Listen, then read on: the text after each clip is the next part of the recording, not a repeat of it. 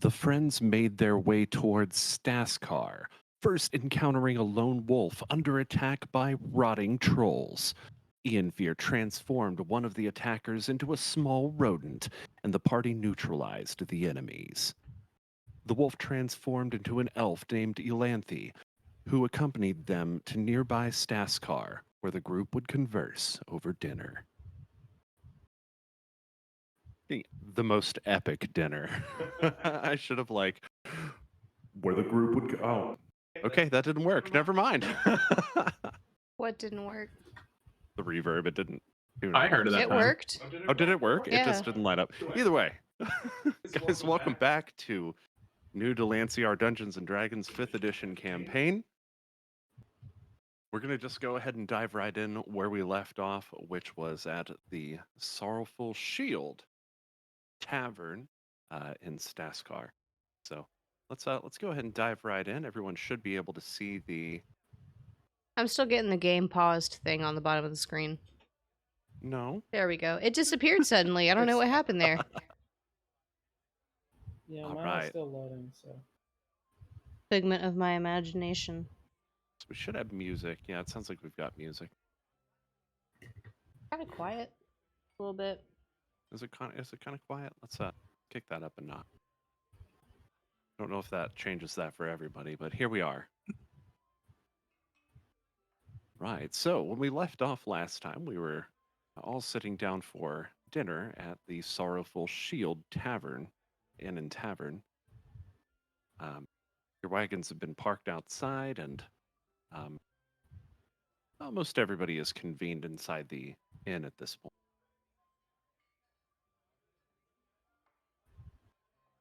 So, as I recall, everyone was just sitting down for dinner. The barkeep Blave had just started preparing everyone's roast duck. I think most everybody was having the whole duck. Oh yeah.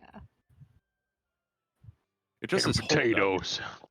It says nothing about roasted, so it may just be a live duck on a plate. You don't know from these type of places. All right, so the barkeep he moves over to the. He kind of moves over and starts working on everybody's meals. Just a moment, you see him sort of back into this corner where there's a door. He produces a key from his apron and begins to unlock it. Makes his way inside and closes the door behind him. He's gone for a few minutes. Things burning on the stove, and after a moment, he comes back out, shuts the door behind him, locks it, and proceeds to continue cooking on the stove.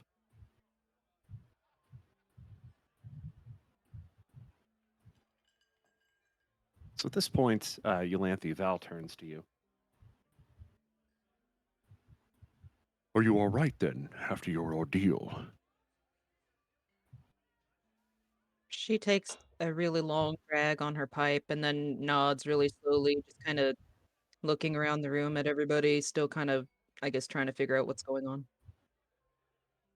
It is not often to see a traveler without an entourage traveling about these parts. What found you outside of town without companions? Well, I had companions. I was taking them to where they needed to go and was just on my way back to the city. It's the route I usually take, and I've never been given much trouble before.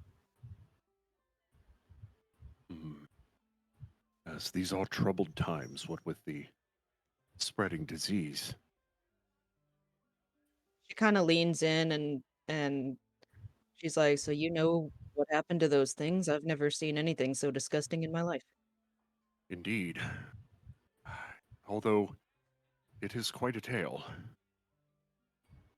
He sort of puffs on the pipe and then takes a long drag, and once again smoke pillows forth from his nostrils. After which he lets out a sigh. Indeed, during our travels, we found ourselves on an expedition to a ruin called Din Therum, an ancient dwarven ruin. Have you heard of it?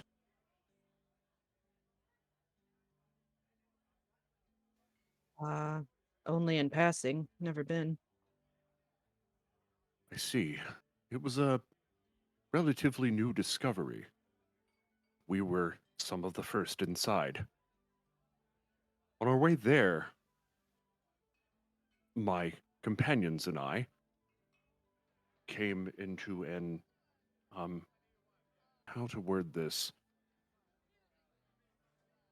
a sleep that we did not intend. He sort of chuckles and, again, the smoke sort of kind of pillows out of his mouth and his nostrils. She kind of tilts her head at him a little bit and is like a hibernation. I suppose it was very strange, likely magical. We found ourselves in a new place upon our awakening, in front of a city that we had never seen before, with great flying machines. And when we entered the city, they had weapons, long and cylindrical and unlike anything that we had ever seen. These weapons would propel oh, Tess turns around and interrupts Val. They propelled like tiny metal pieces, like rocks almost. They hurt a lot. indeed. I digress. We found that we had come to this place through some magical means, perhaps through a mirror, um, though we know not the whole story. We learned that in this place's past, there was a disease that spread throughout the continent of Siuk and reshaped its very formation. Magic users were being hunted down, having been blamed as responsible for the disease, very similar to the way things have progressed on our own timeline. Although it was a different plane of existence, it seems that a similar story is unfolding before our eyes. We are on a journey to learn more of this mirror and what we can do to spur the spread of this disease. Is that the correct term? Tess doesn't know. Sounds correct though. The entire time that Val has been talking, Yolanthe is just kind of slowly smoking and nodding and looking like she's not sure if he's telling the truth or joking or not.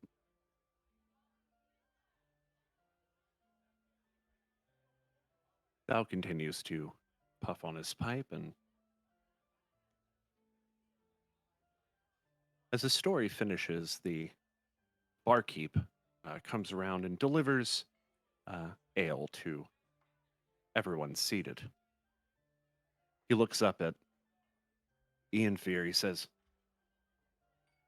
"Son, are you going to sit down?" Oh, get it? He calls you son because he expects you to marry his daughter. Hmm. Yinfir looks a little lost in thought before going.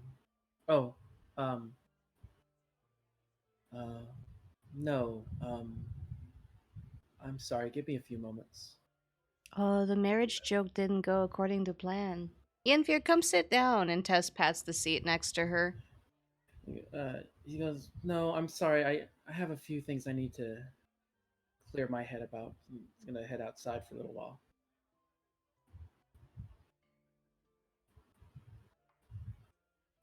Hmm. I say something wrong? Barkeep kind of looks around at each of you. Confused look on his face. As you walk out the door, Ian Fury, he says, "Well, come back soon. Your food will get cold."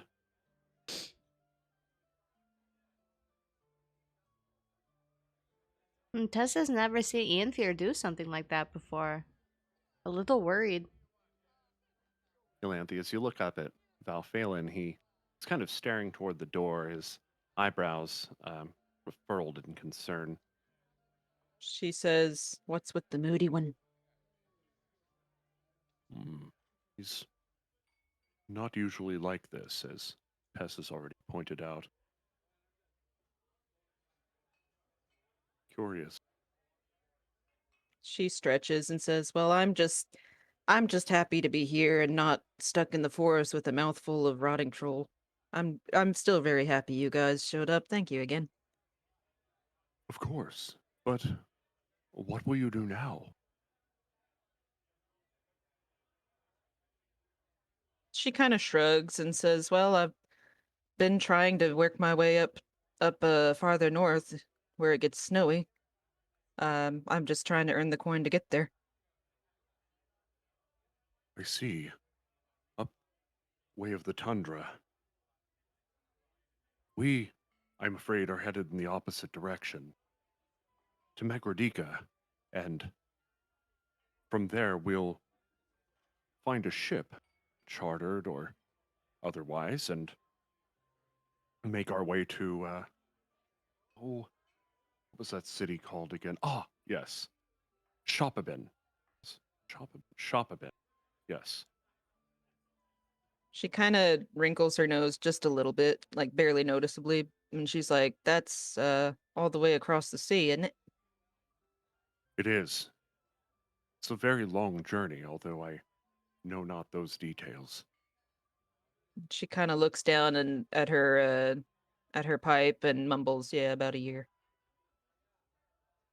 Hmm. That sounds about right.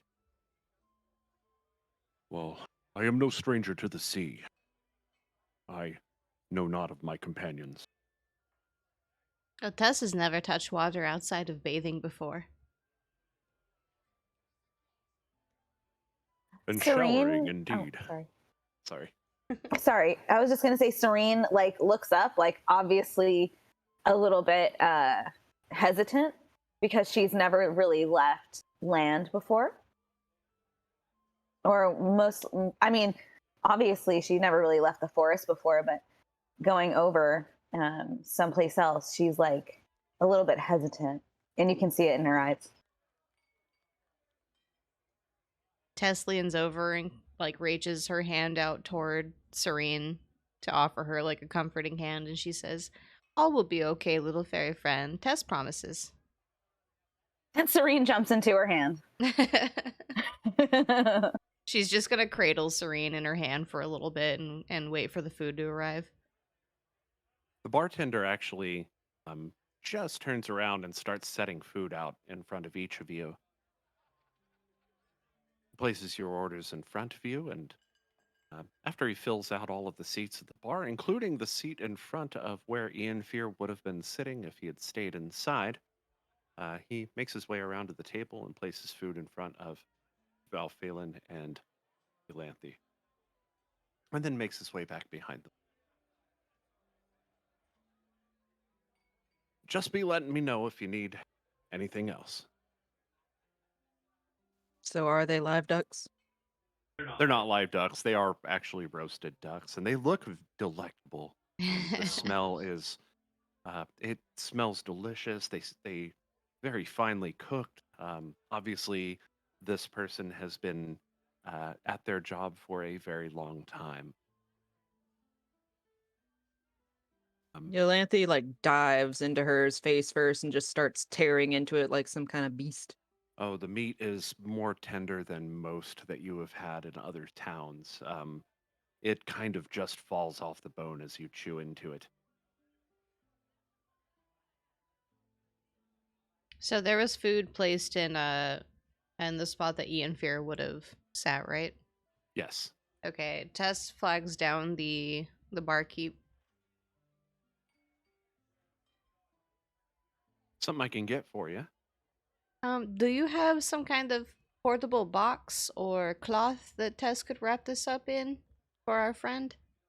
I may have just the thing. hang out here. I'll be right back.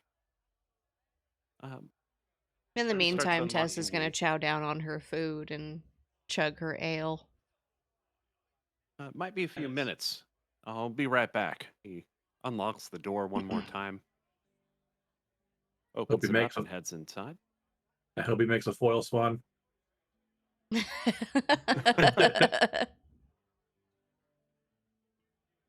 Hmm.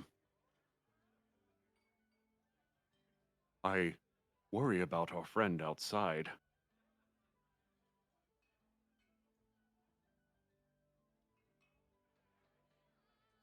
Yolanthe kind of picks her head up from like buried in the middle of her duck with her like grease dripping down her chin and everything. She's like, "You want to go get him?" Val kind of leans back and right behind you, Yolanthe, there's a window that is open. He sort of peeks out at. Oh, he is standing there. Perhaps he requires some time. I wonder what concerns him so.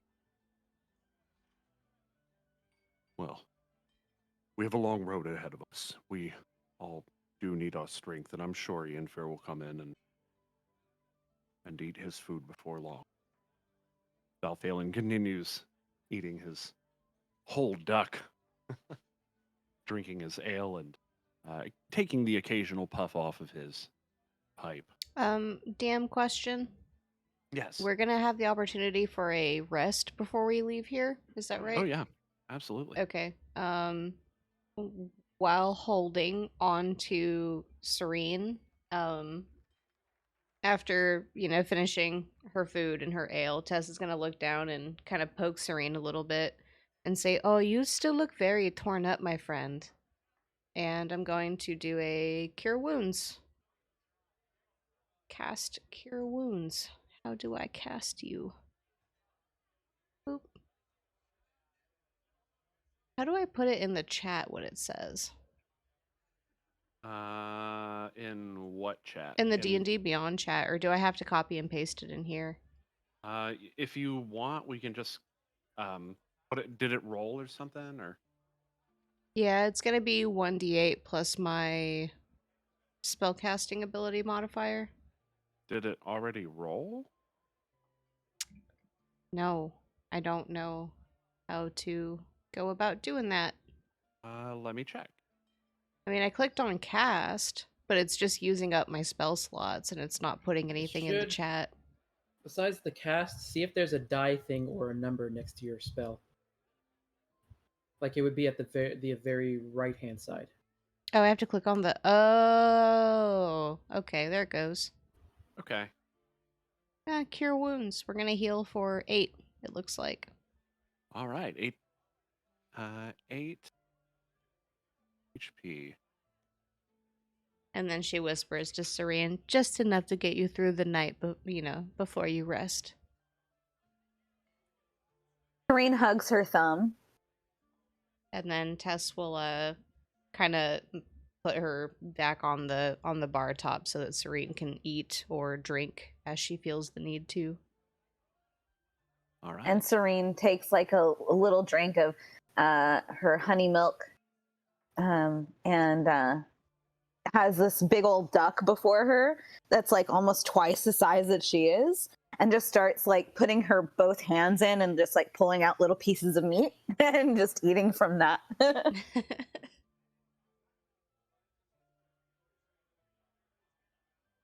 this point, the sun has obscured itself over the horizon. Ianfair still hasn't come back from outside.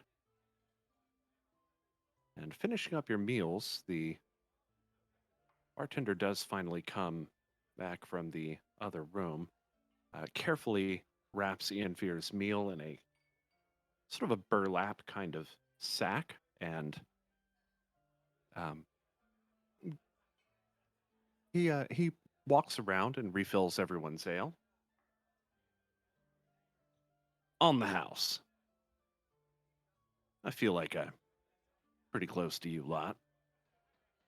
Is that boy not back inside yet?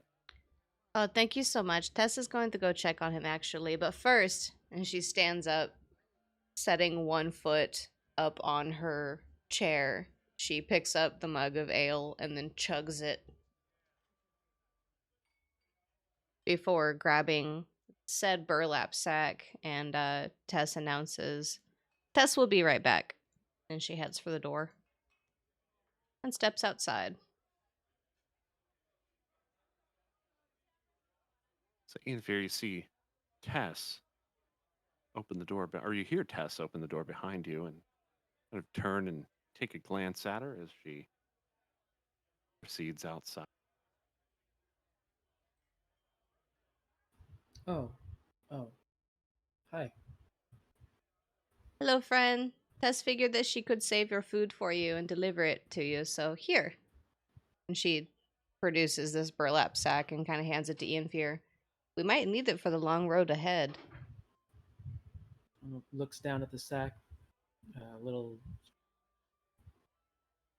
sort of like half in thought before going, "Oh, right, yes, thank you." Is something Doesn't bothering you, my friend? um just memories. Uh, we're headed to my homeland, but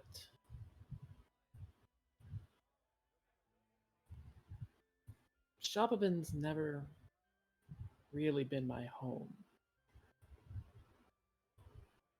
Why do you say that? Well, people can be friendly enough, especially to those who are visiting, but let's just say they're not exactly the friendliest to people they consider outsiders. And, they do tend to mean well for the most part, but there's some pretty strong opinions that they have, especially towards people who, you know, they don't consider sort of the same as themselves. You sort of saw some of the reaction earlier when Ahara decided that we all needed that little rain bath outside the castle. And I mean, I know he meant it in jest, but it wasn't the first time I've had to face things like that. Um, Are they it's very just judgmental toward you or just toward outsiders? well, the, towards outsiders they tend to be a little bit friendlier, but towards me in particular, it was a little bit more open hostility. Mainly just because, I mean, I do magic like they do. It's just that I don't do magic like they do. Uh, I can cast the same spells. I can call forth the same words, but sometimes I don't even really need them.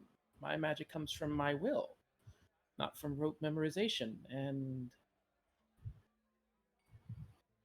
let's just say that there were people who were leery of the way things did happen, especially as you've seen. Sometimes it does tend to get wild, and unexpected things tended to happen, which you know, it's a place of learning, and it's a place where they want the same expected results. So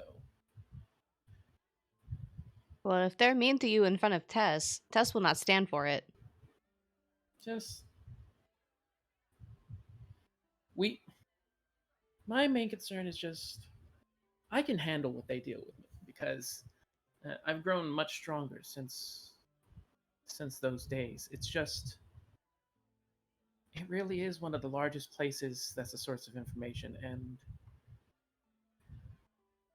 having to put up with it in order to figure out what's going on is really we need to find an answer to this plague, and we need to find it soon. Tess agrees. She kind of reaches out and she'll like kind of pat Ian Fear's shoulder and say, Just because you've learned to deal with it doesn't mean the way that they treat you is correct. We'll get through it, though. You've got friends. We're all here together. Kind of gives a little bit of a small chuckle. Friends, yeah. I haven't really had that in a long time. Oh, He's gonna same, sort of, to be honest. Ianfir and Val and Barrowman and Misku, Cyrene, all of them. They're all my first friends, all of you. But you've taken care of Tess, and Tess will take care of you. Fair nods and sort of perks up and he smells. He goes, actually, that does smell pretty good. Maybe we should get in before the food starts getting cold. Absolutely. Come back inside. Tess will unwrap your food. There's plenty of drink as well. And she heads right back to the door before turning around and smiling at Ianfir and saying, Ianfir, you're one of the best spellcasters Tess has ever seen.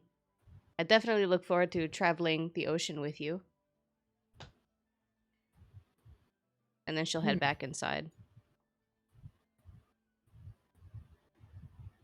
And then after a couple moments, Fear will head in.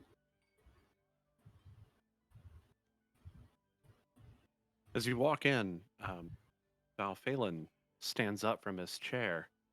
Ianfir, are you okay then? Well, I think I will be. I mean, I've got my friends here. He sort of raises one of his eyebrow ridges. And once he processes what you've said, he raises his glass and kind of flashes what you assume to be a grin. Starts to down some of his. Tess will put her arm around Ianfir's shoulder in kind of a joking, like, friendly manner and be like, Barkeep, we're gonna need some more ale and possibly some more food, depending on what got cold. Coming right up. He proceeds back to the stove, and he fills up the ale before you, and he actually pulls out another duck and starts. It'll be just a bit. Ooh, and dessert. Tess loves dessert. Balphalin raises his hand. I've got this one. And he places 5 silver on the table in front of him.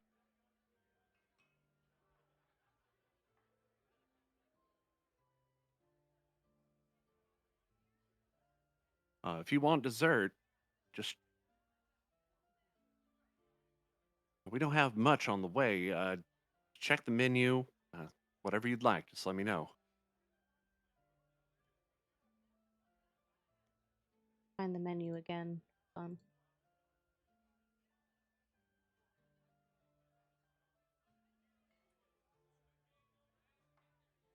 It'll be under the journal entries at the bottom left corner.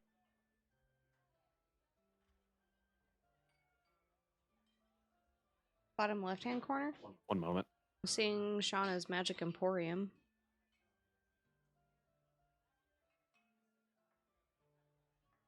Oh, here. Journal notes.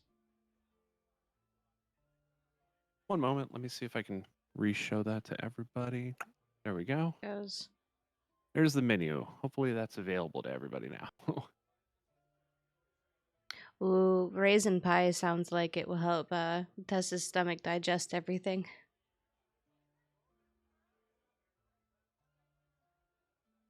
Okay. Now you guys should be.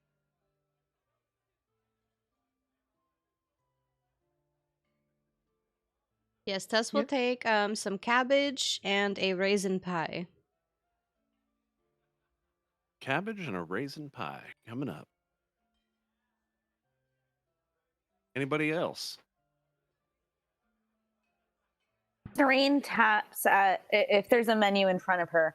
I'm not sure if we have like individual menus or if it's just like one big menu. Yeah, But it's one big menu. One big menu? Okay. Is it like at the, like behind him, like a big, like stand? Or is it like just one menu that people are passing back and forth? It's more like a board that everyone's passing around. Okay. So Cyrene is going to tap a bunch of times at the raspberries and say, "Ooh, please, raspberries. I haven't had those in a while." Ah, raspberries. Sure thing. I think I can bring that up. It's not lunchtime, but I think I might have some out in the cellar. There'll be 4 silver pieces, and well, hang tight. I'll be right back. And Once she again, nods proceeds a into the bunch. room. Mhm.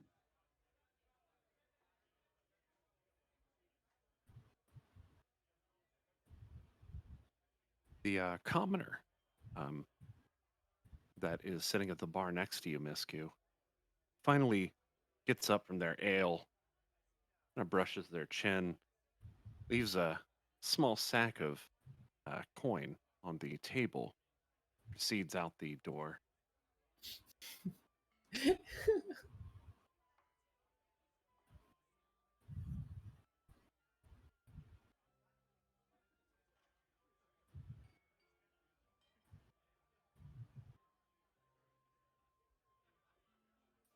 Yolanthe kind of looks at the bite on Val's shoulder and kind of leans in a little bit to get a better look and says, how is that feeling?" It stings, but I'm okay. A little rest will do me well.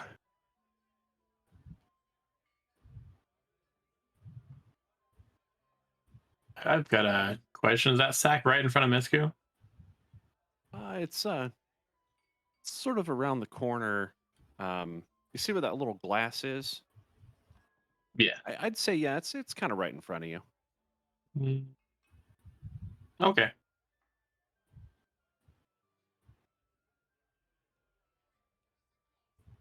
I'm not gonna do anything with that. I thought about it though.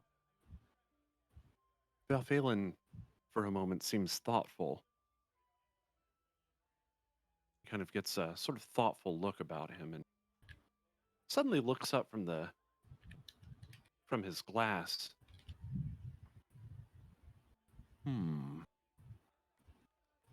Wreck Bloodstone.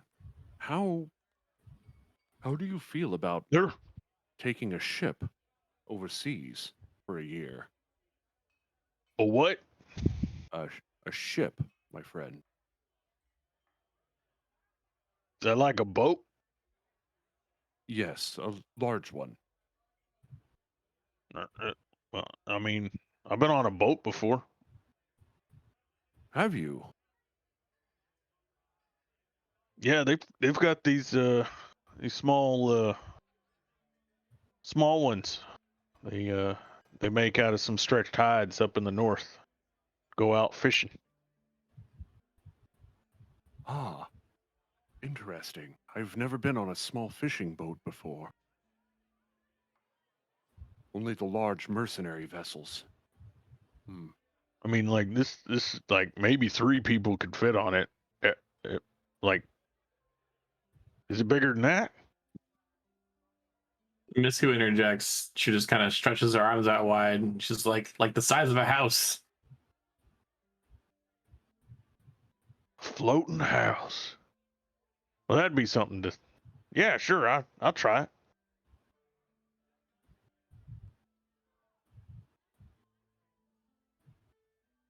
And continues eating. This gaze shifts once more to you, Yolanthe. What of you? Will you continue north? She kind of looks up. She's been basically just crunching on the bones the whole time. Because she long since tore open her duck, and she kind of looks at looks at Val and says, "Well, that was the plan, but I I still need to be able to gather enough supplies to go up there, and now that there's rotting things out there, I'm a bit uncertain."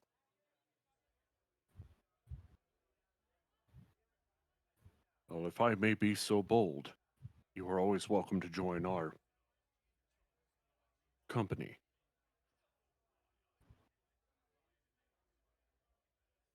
She kind of looks down at her at the table and kind of furrows her brow a bit and says, "You're going across the sea, but to be honest, I just came from there." Oh, do you have experience on the ocean? And Tess looks at Yolanthe.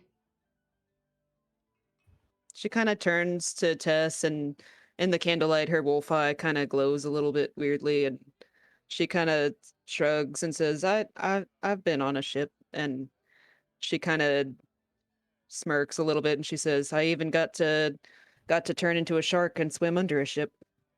A shark? Oh, Tess would love to see the wolf lady travel with us. Then she goes back to drinking happily.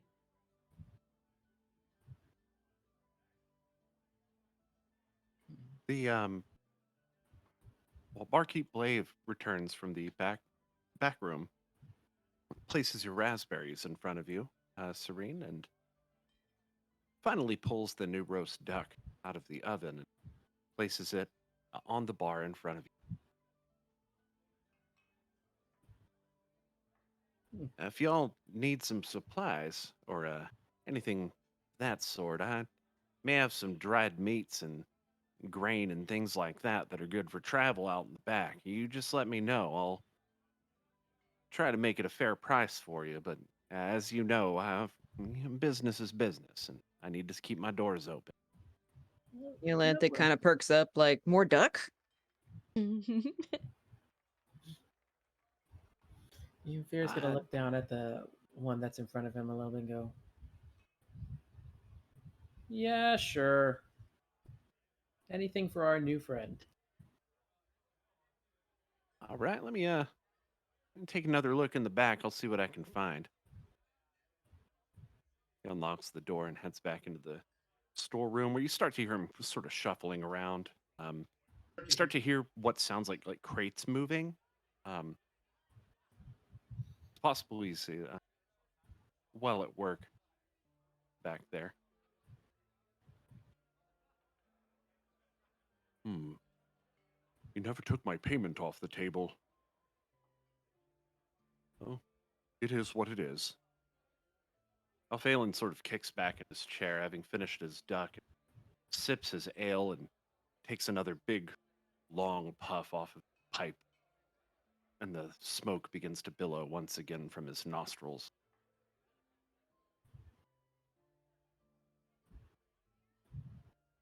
Yolanthe kind of watches, and the next time she takes a puff off of her pipe, she tries to let it billow out of her nostrils, and it makes her eyes water, and she doesn't like it.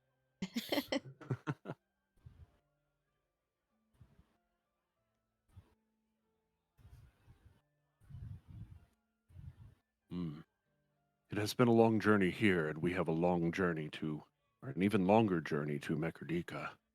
Perhaps we should put into some rooms, get some rest.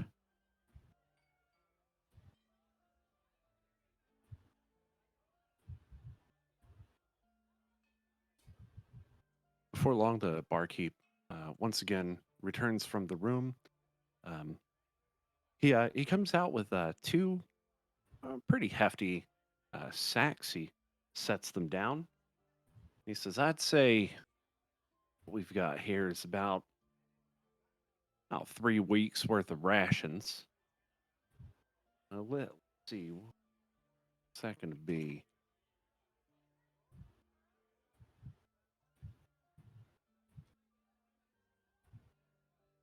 Hmm." Kind of thinks about it for just a moment.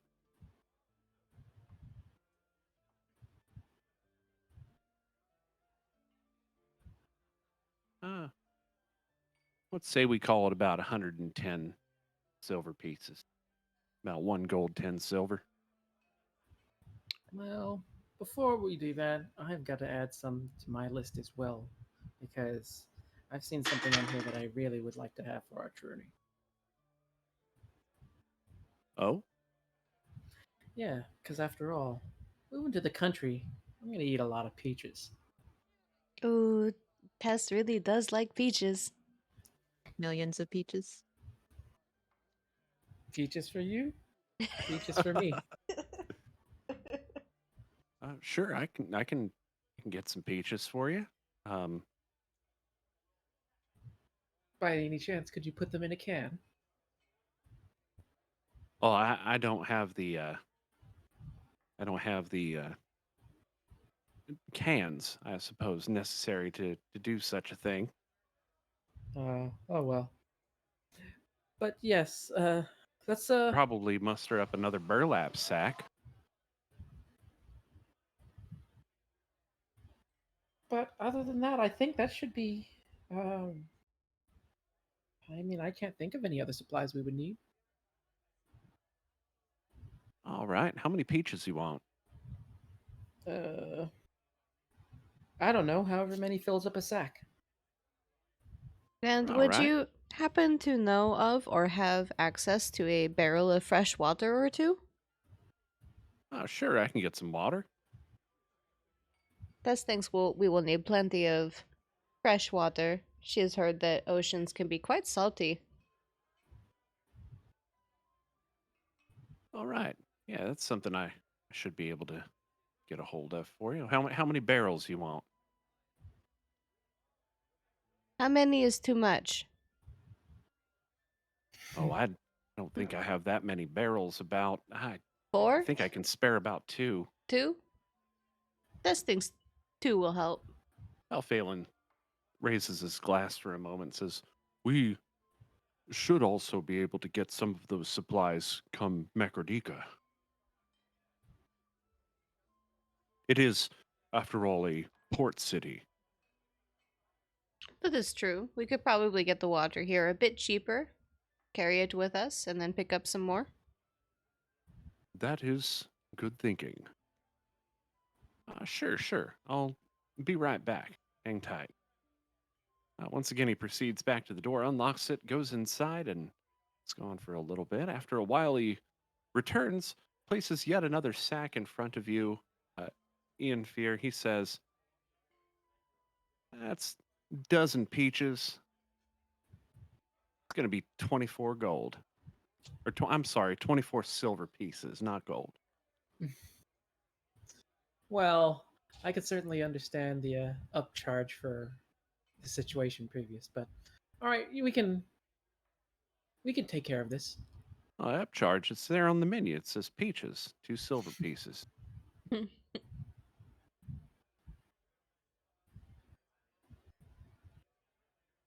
Anywho, I'm gonna go get those barrels of water now. I will be right back. And this time he actually goes through the front door,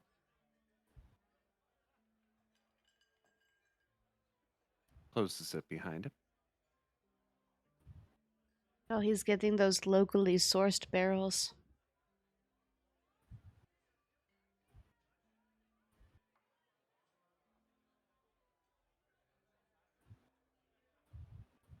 And after a time, he comes back inside. All right, 2 barrels of water. I've loaded them up onto your cart. I think that's going to be about 10 silver apiece. Does that sound fair? Absolutely. And Tess will put the silver on the counter immediately. How much was that again? So for the peaches, it was 24. For the water, it was what, 20 silver. So 44 Um, silver. Yeah, and then for the rations, it was what was it? 1 gold, and is it one? Shoot, I Was it 1 gold, 2 silver?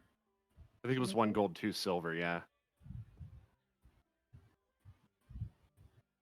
Okay, so that's 1 gold and 44 silver. Is that correct? Is my math one- right? Yeah, it sounds about right. 1 gold, 44 silver. Okay, I'm gonna take that out of Tess's bag since she's holding on to a lot of the Should be- gold. Well, that should be like 5 gold, 4 silver. Oh, 5 gold? Because it's 10 silver to 1 gold, so. 5 gold, 44 silver? No, just 5 gold and 4 silver. 5 gold, 4 silver. There we go. Bartender collects the money and walks over. He picks up the small purse of coin sitting before you, Misku, and approaches the table, picks up the coin from there. Finally, he comes back around to the bar and he leans over at you, Ian Fear, and he says, "Y'all going to be needing rooms for the night too?" Well, we certainly will need some accommodations, although I'm not sure if you can share the same one that I had last time. What do you mean?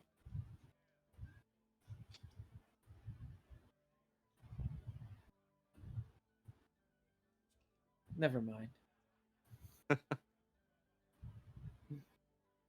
He obviously he looks very confused about what you've just said. He's not picking up on that. Tess was like mid drink when Ian Fear said that, and she kind of like spits some of the ale through her nose a little bit and starts laughing. Misku has a shading grin on her face and just leans forward and goes, "Yeah, you don't have any more daughters around, do you?" He his eyebrows sort of furl and he's like,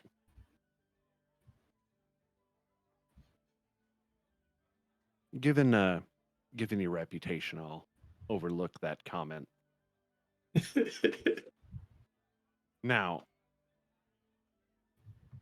it seems like there's quite a few of you, and even when I was out at the wagon, I saw you had a few more. I asked them if they wanted to come inside. They seemed intent on staying out in this weather. It is getting a bit chilly outside.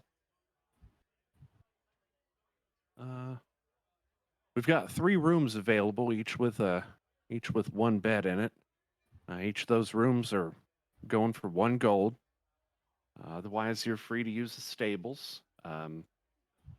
Stables are going to cost you around 1 silver piece. Does Tess get to sleep with the horses? I think That's what you prefer. I think that's what our companions as well would probably prefer, just to, if we're going to settle in for the night, that we keep close.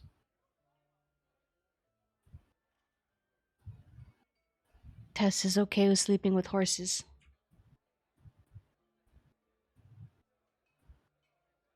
I am also fine sleeping in the stables. Just as long as there are no big bugs like what happened last time we slept in a stable. Oh, no. Obviously, we've been doing quite a lot of construction about, and all of those insect problems are a thing of the past, thankfully. Good. Tess hates insects.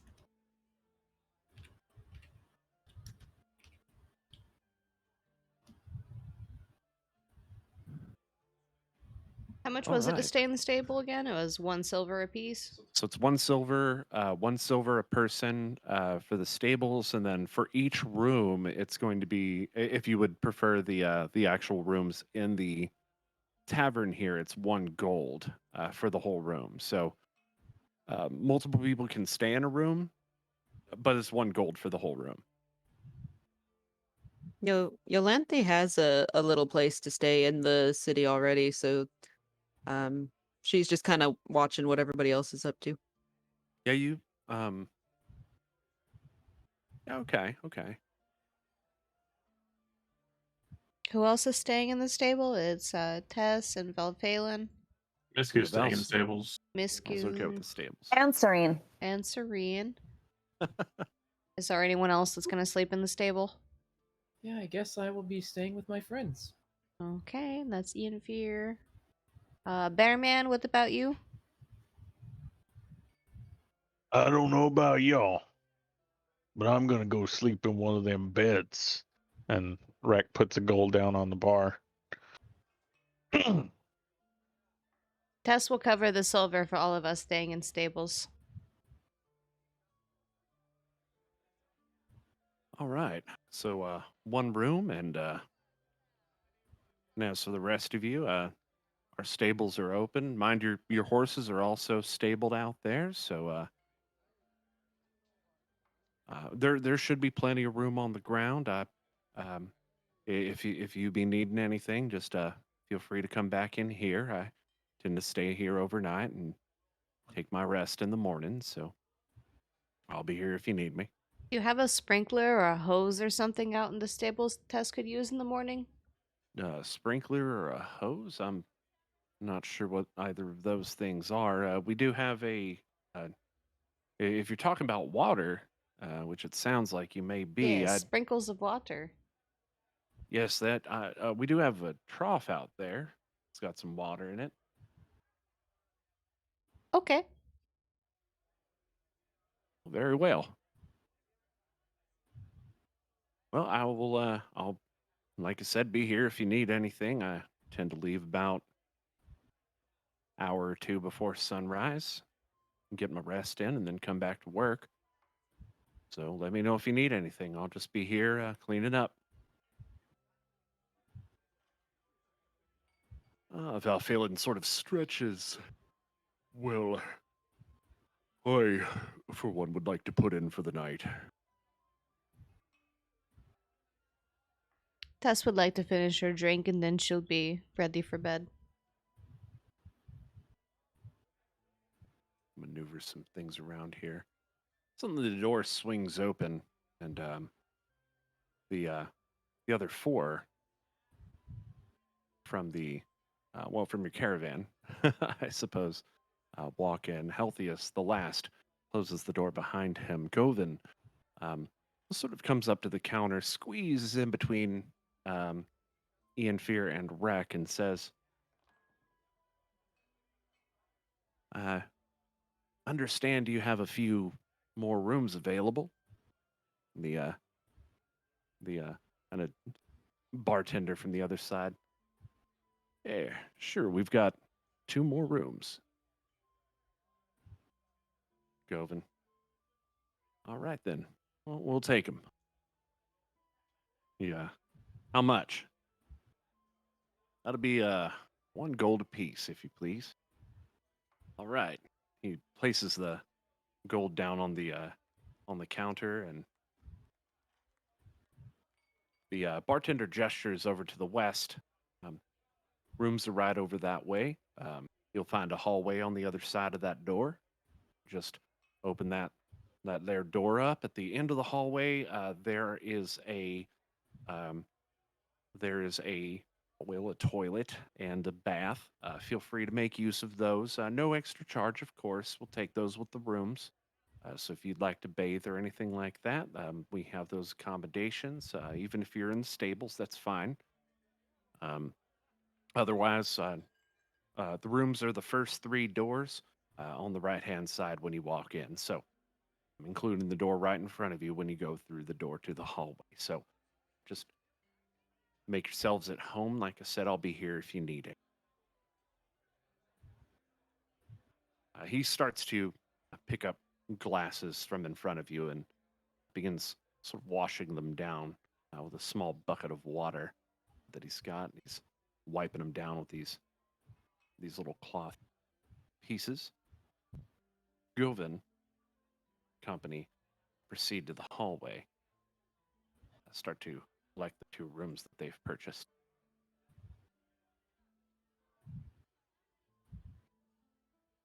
Tess is going to go ahead and head out to the stables after finishing her drink.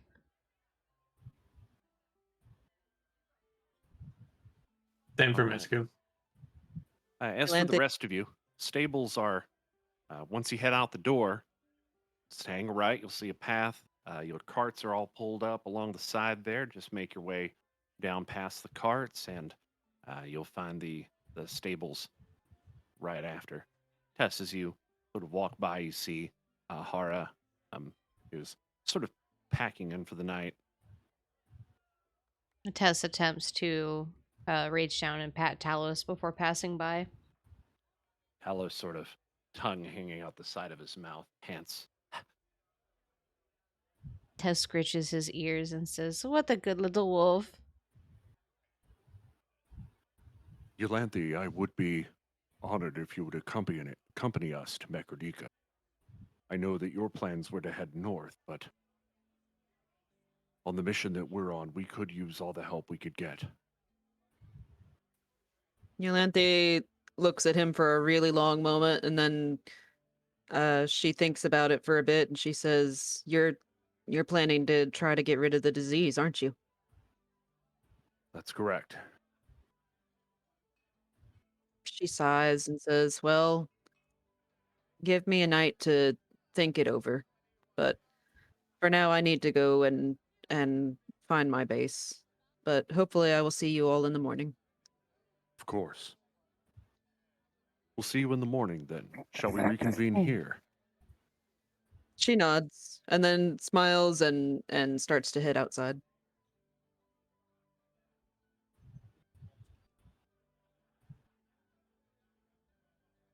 Balphalin finishes up his ale, then heads outside.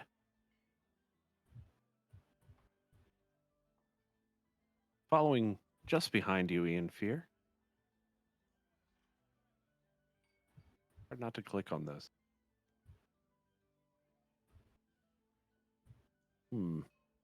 The stables seem to be over here.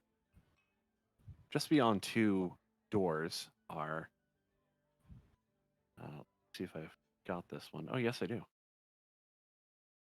Just beyond a large double door are the stables. Your horses are just sort of roaming freely within. Valphalin gathers a bit of hay and lays it down to support his neck and lays down on the ground, still in his full armor, not bothering to doff his armor. Tess is gonna take off her cape that has her hood attached to it, and she's going to lay out her bedroll and then roll her cape up around her mother's skull that she carries, and she's gonna use that as a pillow. Right near this horse.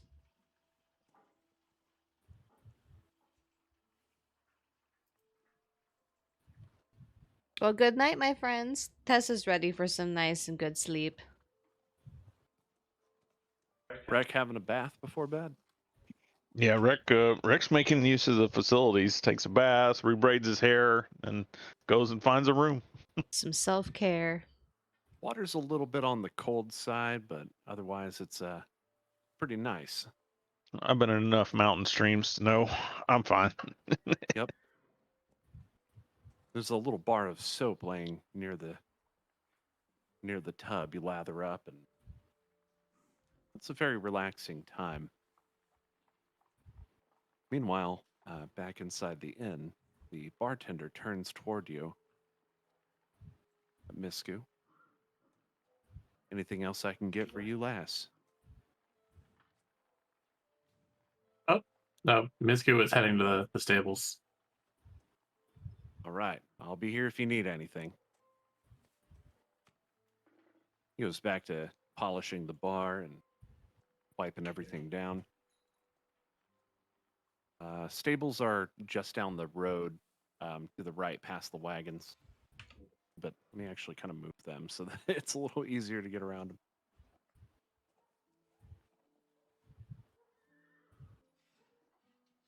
As you pass by, Ahara seems to be loading up into one of the wagons to sleep in there.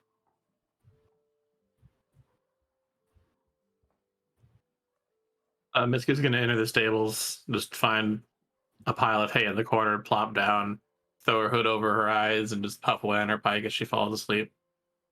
Phelan hops up real quick and closes the door behind you.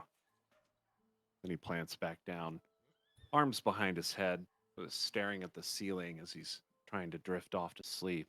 You notice he's still wearing his full armor. Kind of odd.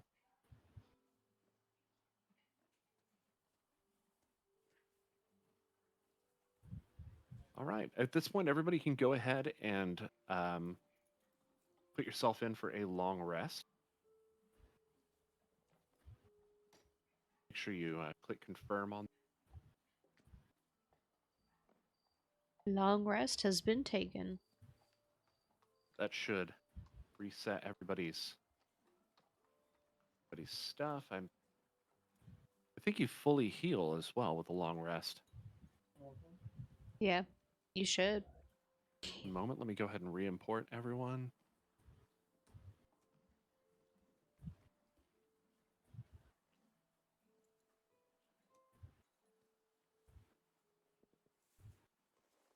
Tess, as you drift off tonight, you're pretty used to being assaulted with nightmares every night that you sleep, but the ones tonight are especially foreboding. Find yourself standing in front of a perfect mirror image of yourself, and as you stare into that image's eyes, you sort of have what feels to be an out-of-body experience. Your vision sort of, zooms out, and you find yourself outside of your body, looking at yourself, looking into the mirror at yourself. When from the mirror, your own hand comes forward. It grabs your wrist, and you hear the familiar voice inside your head. Tess, do not enter the cave. The image of yourself within the mirror changes to what looks to be a very tall and slender figure. But you can't make out any of its features, but it looks very foreign to you.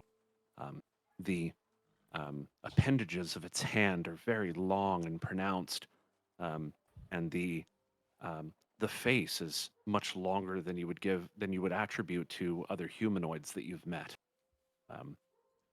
You awaken, if but momentarily, from your slumber, find yourself back in the safety of the sable, but covered in a cold sweat. With a start, Tess will sit up really quick, breathing heavily, and say, "The cave! Do not go in!"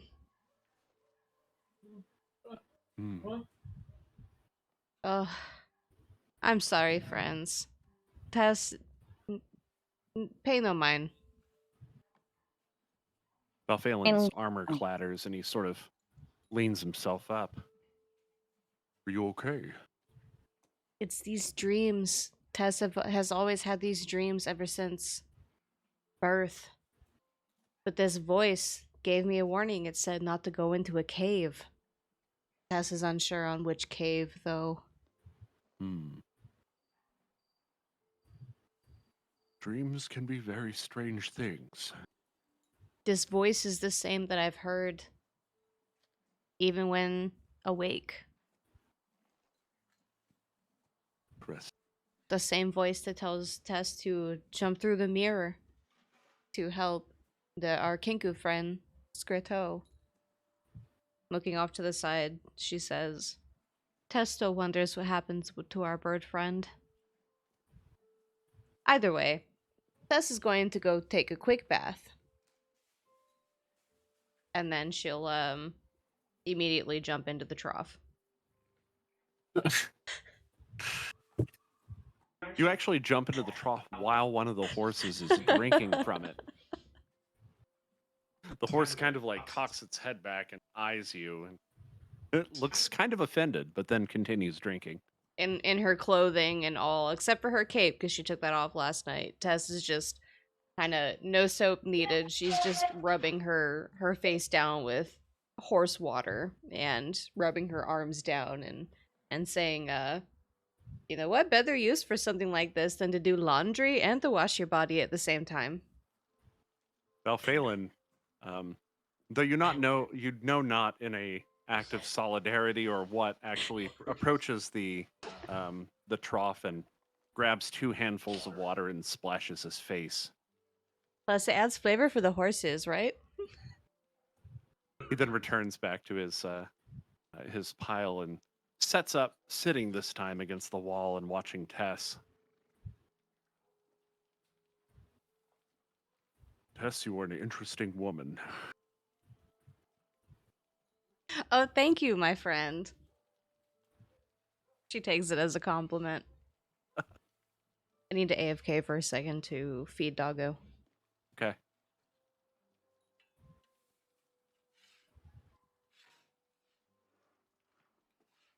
After a while,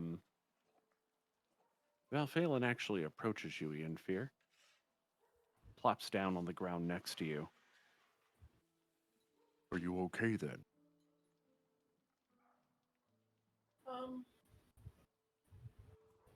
I think I will be. Well, we may face some difficulties ahead of us, and I personally may face some challenges, but I at least have you and my friends with me. I do apologize. I did not mean to eavesdrop, but I overheard your conversation with Tess from the nearby window. I find myself a bit jealous of you. The monastery was the only home that I had ever known. I know not of my parents or even others of my kind who were nearby.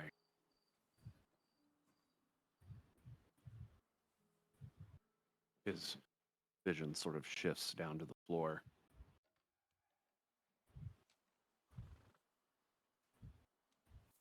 Are you afraid?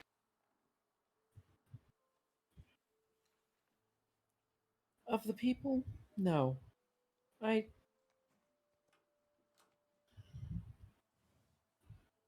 face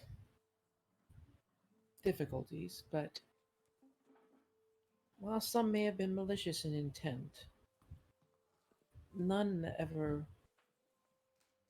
meant serious injury. I see. Well, we have our mission, and no matter what we encounter when we get there, he yawns and stretches. You can count on my blade.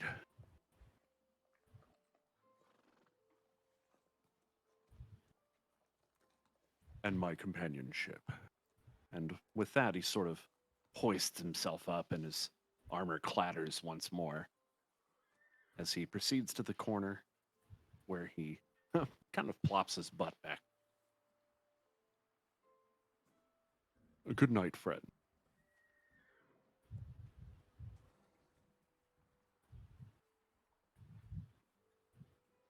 It is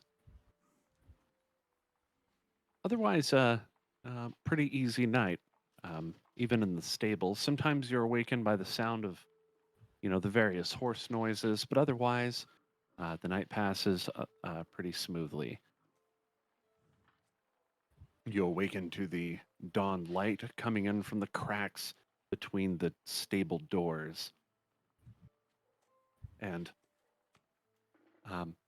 before long, and as you are collecting your things, see if I can actually do this without everything going crazy. One moment. This actually is kind of tough.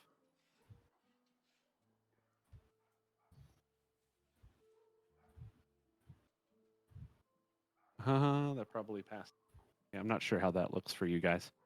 But either way, the door kind of swings open, and you see in the dawn, or the light of the dawn, and as your eyes adjust, you see the silhouette of Govin, Himrim, Healthius, and the young dwarf. What's his name again? Yes, Darkul, as they come inside.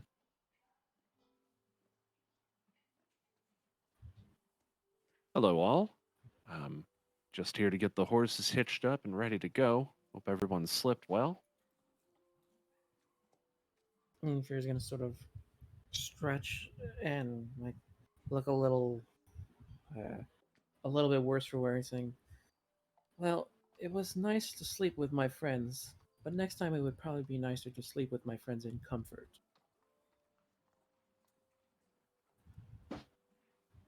I understand that. I don't know how you adventuring lot do it without beds. I might have done that in my younger days, but as you get older, your body creaks and doesn't really work the way you want it to. Well, like I said, we're just here to get the horses, so we'll start getting ready to go here. Boy, why don't you go get that horse up yonder, and I'll take this one over here. The visibly excited Darkul kind of moves over to the horse and starts patting it on the side and down its mane. The two, they lead these horses out of the stable and around to the wagons.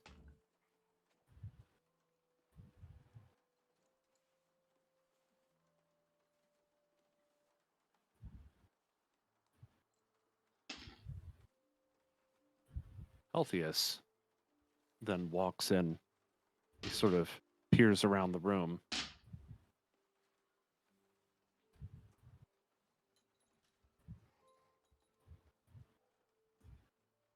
Right then, I'll be in the rear wagon in case you have need of my magic. And he turns, sort of with a flourish in his robe, and walks out. Standing up from the water, Tessa's going to say, "Oh, Altheus creeps me out no matter what." She's going to start kind of squeezing her clothes and drying herself off as best she can. And she steps out of the trough. Did you sleep in the trough? No, Tess simply bathed in the trough. With her eyes closed.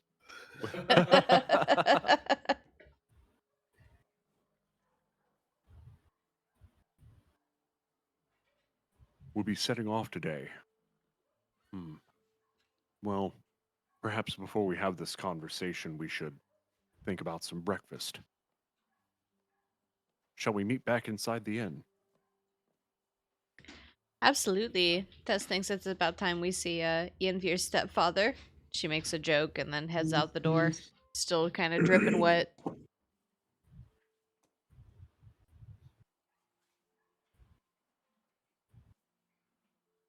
Okay. Let me go ahead and get everybody kind of situated here. Were you going to say something, Misku? I'm sorry. I didn't mean to interrupt I, you. I was clearing my throat. Okay. Feel free to drag yourselves back into the inn. I believe Val's going to take a seat next to you, Rack. I don't think stepfather would be the right name for the thing, because otherwise what I would have been doing would have been... Oh, father-in-law. Probably. Yeah. Well, Tess doesn't know any better. Doing step in fear. Yolanthe, what are you doing during this time?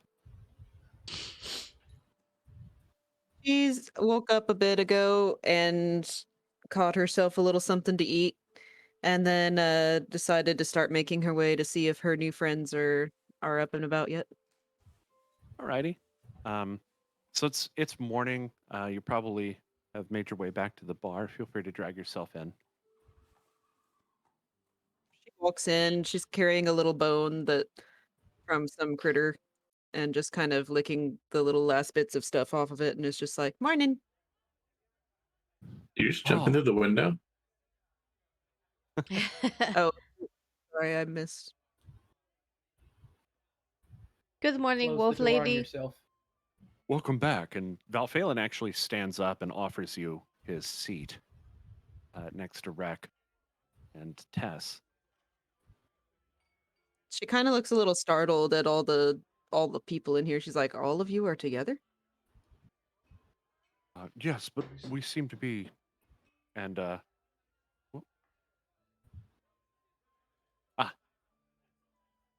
no sooner does he say that the door swings open and Antarius walks in.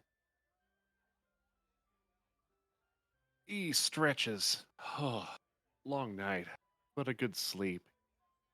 As you look at his face, he actually does look a lot better than than when he saw him previous. He looks a lot more well rested. He walks over and stands next to Healthius, sitting down at the table, closing the door behind him.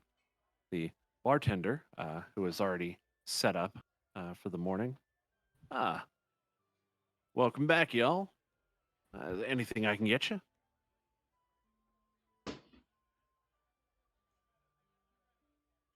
Your largest eggs, please, if you have them. Yolanthe noticed the wolf and immediately goes over to go pet it.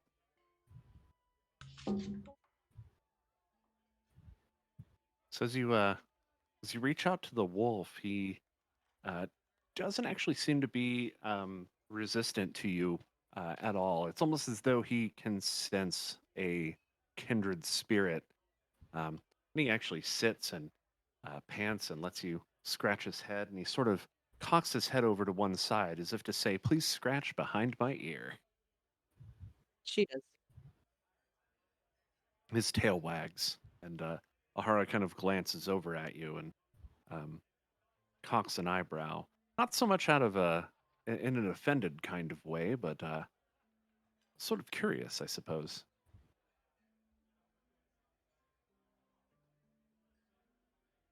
And she looks up at Ahara and says, "Oh, I think I remember you from last night in the wagon."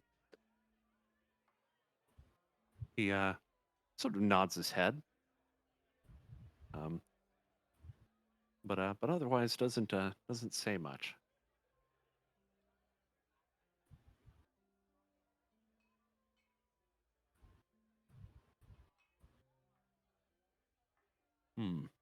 Valphalin takes his seat once more. Well then, we're... It seems that we're going to be traveling for some time.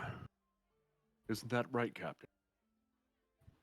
Antarius sort of paces around toward the bar. Yeah, it's going to be quite a trip. This one, not so long as our trip to Dintherum, but still kind of a long trip through the grasslands. I think we estimated this around 2 weeks to get there. Is that right? Kind of thinks about it for a minute, and just a moment he pulls out a map. This map.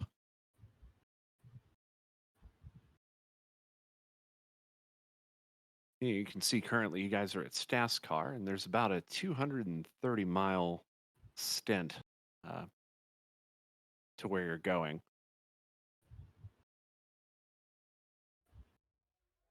I think 2.5 weeks. We make a good pace.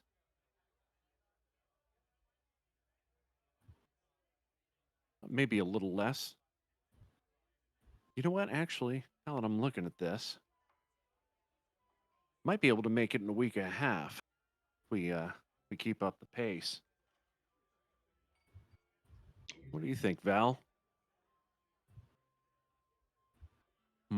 Well, more often than not, I have not traveled on horseback. Considering we're pulling wagons, it should slow us down a bit. Honestly, I'd give it about a week. But Any of you have any thoughts on this? after those rotting things that attacked us out on the road, Tess is not quite sure that we're going to make good time. You don't know how far this rotting troll situation has gone out. Very true. We already encountered the undead on the way to Bunavar, and that was less than an hour walk. You also have to account for things like bandits camping out on the side of the road that Tess has seen before. Bandits indeed. Yeah. Although, oh, go ahead. From where she is, she hasn't even looked up from the wolf, but Yolanthe is like, there's a lot of hidden trails you can take that can get wagons through pretty quickly without having to deal with the main roads where bandits are more likely to camp out. Does that mean? He pauses, looking at you with a sort of a cocked eyebrow. Does that mean that you're willing to come with us?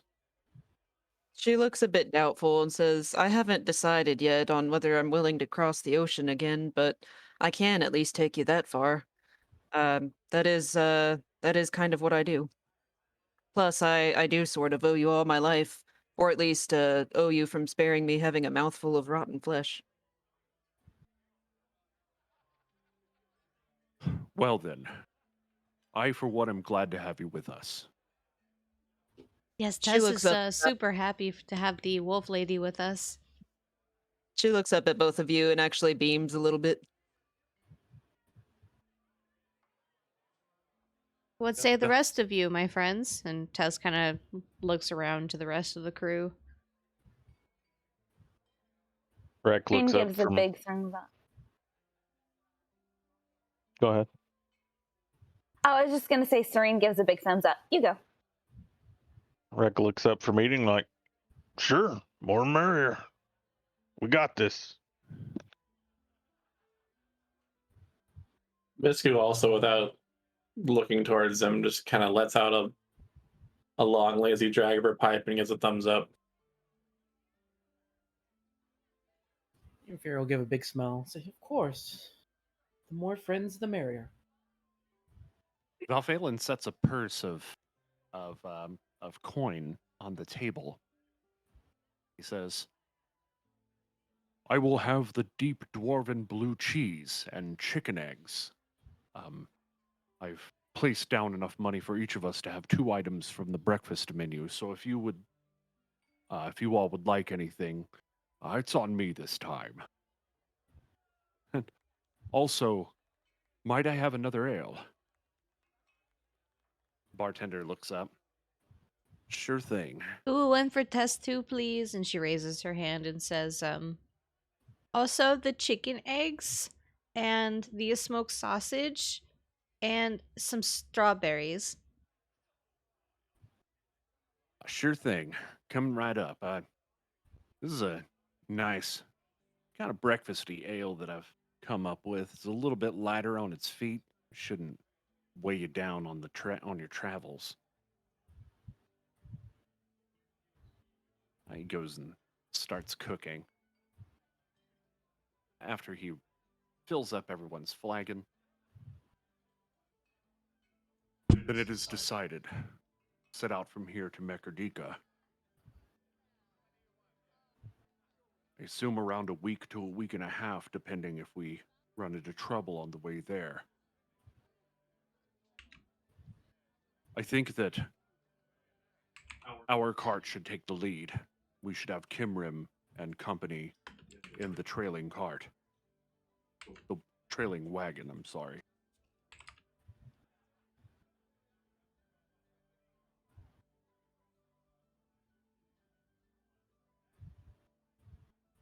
Do you all agree? Absolutely. Absolutely.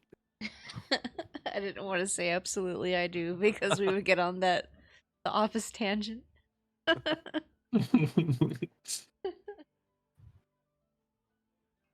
After a while, the bartender drops off all of the plates of food before you, with all the various things that you've ordered. Somewhere in there, the other table ordered some stuff as well. Val's got that all covered for you all. All right. Well, just let me know if you need anything else.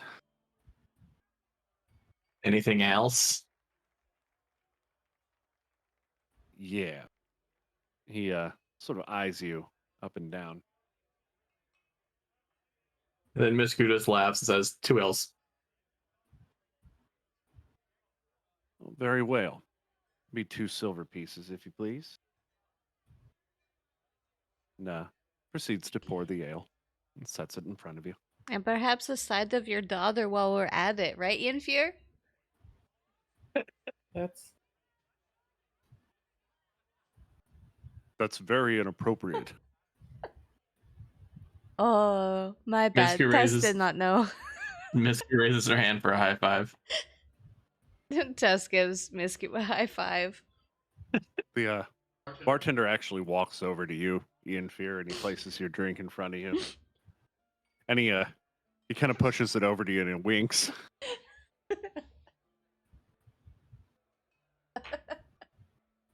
Ian Fear. And Tess like leans over the bar. That's going to be your future father-in-law. Well, as long as he's not my stepfather.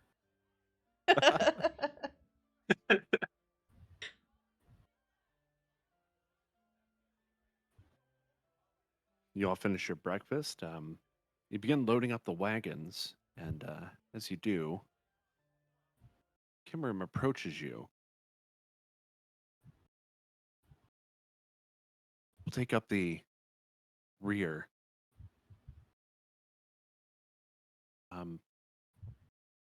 Do you all have a plan of how you'll be running lookouts on the road? Tess prefers to watch overnights if possible.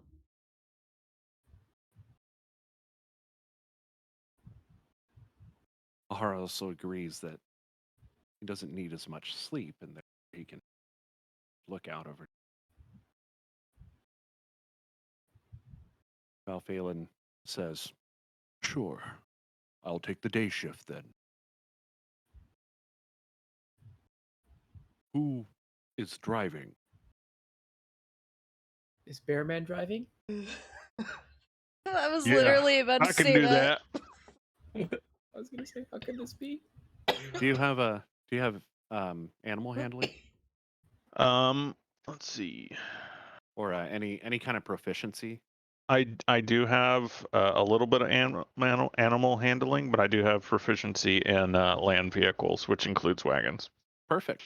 So, yep, that proficiency will allow you to safely take this along the road. Cool. So I'm going to assume that the majority of the party will be in the front wagon.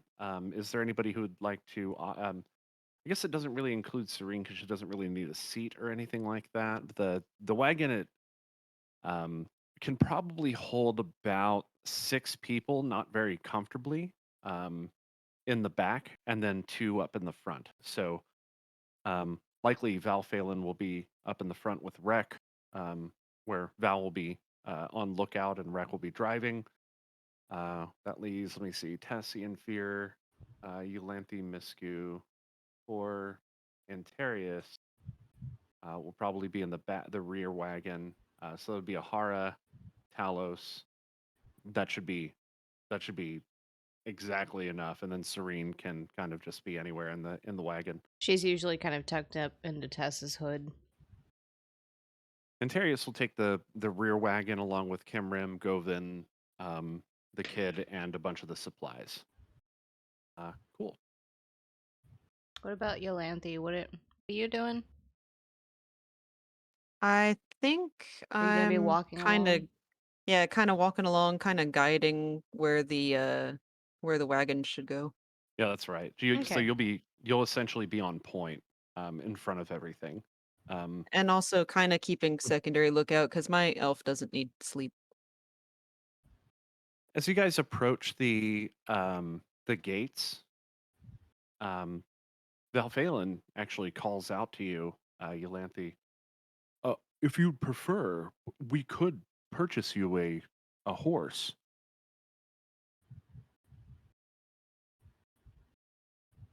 She kind of looks at him quizzically and just shrugs and says, "I could just as easily turn into a horse." That is fair. And also interesting. I may have to have a chat with you about that at some point. Interesting. As as you all cross through the gate, you notice the guards who are posted up, and once again, the air around the city is filled with the sounds of hammers and work that is ongoing in Staskar. You imagine this is the last time you'll see this city in such a state, and the next time that you're here, if ever, it may be a much different place than it is now.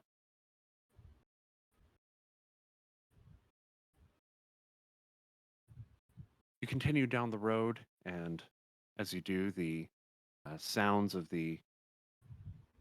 um, the sounds of the work being done at Staskar fade into obscurity, and the forest surrounding Staskar almost immediately becomes very dense. Eulanthi, this was one of your favorite parts about being near Staskar, was that the deciduous forest in this region is very, very dense. The Yeah, trees. she's Go ahead. happily hopping around, just collecting little berries, little bits of plant material, checking everything she can, kind of like watching a dog walking around a dog park, just sniffing all the trees. The trees, they close um, over the path, and the sky is not necessarily growing dark, but the shade of these trees brings about a very cool atmosphere. It starts to get kind of chilly.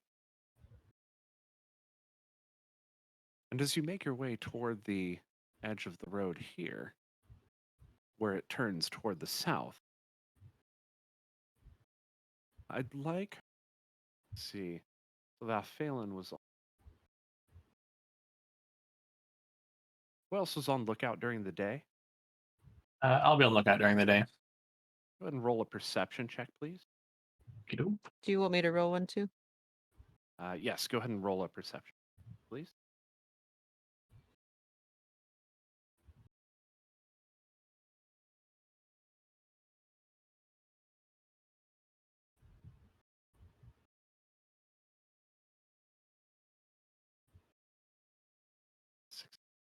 See. I haven't seen your perception check yet. Oh, it's Um, 16. Oh no, I mean Misku. there we go. There we go. All right, 21 from Misku.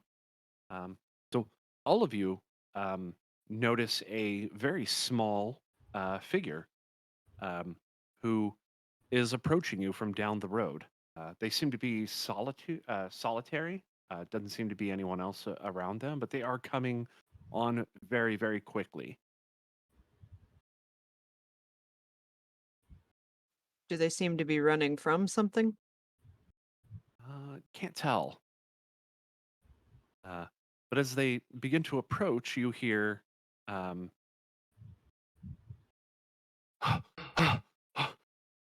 run!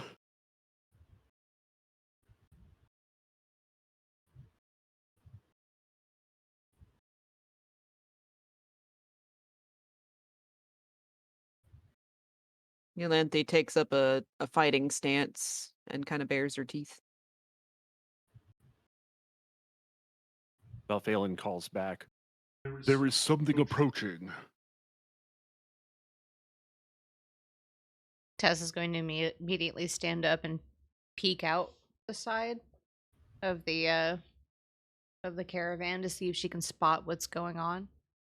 The figure that's approaching looks a little bit like this. Not exactly, but this is definitely one of the duergar. It's very strange to see them out in the light. But this one, not carrying a hammer, as shown in the picture here, is actually carrying what looks to be a staff. He's wearing robes and seems to have some sort of a pendant dangling around his neck. He seems to be rushing toward you, and as he sees your wagons, he flips around.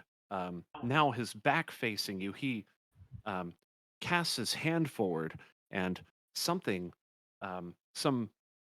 beam of light jumps forward from his hand and sears through something in the distance. He turns back around, once again rushing down the road, and he goes,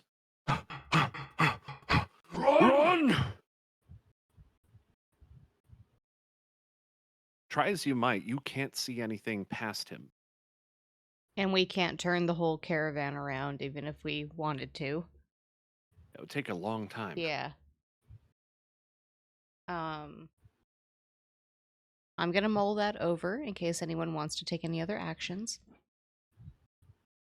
Rec will pull the wagon over to the side Yeah, and you guys pull the get ready to hop down.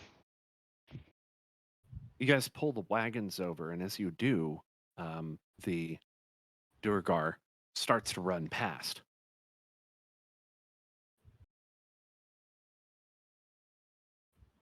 I And now try that to he's oh, go ahead. I try to reach out and grab his arm and say, "What's going on?" Go ahead and roll a dexterity check.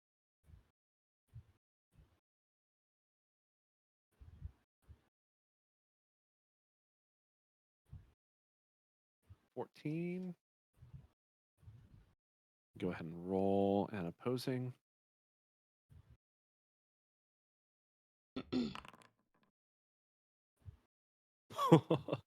So I tear his you arm.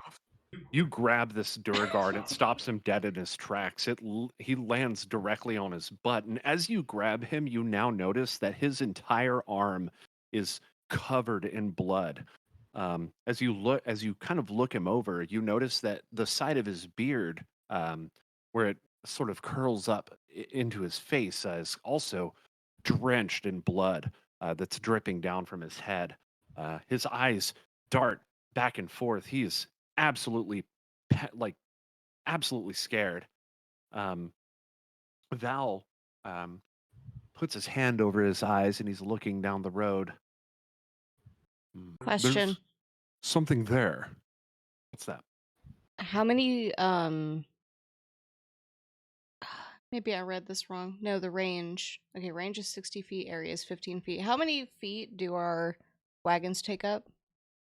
How many feet do your wagons take Would you up? say, like, within 15 feet? A little bit longer than that? I'd give it probably about 15 feet, front to back, yeah, including the horse, the right? No, I don't remember what that part's called. The hitch, essentially. Okay. Okay. The actual wagon piece would probably be around 10 feet long. Okay, but we have one wagon. Two. Two wagons. So that's like 30 feet we're talking about. Yes. Okay. Because I was thinking about using my darkness spell to cast kind of like a blinding darkness. But I'm not sure. Anyone else have any plans or thoughts or actions?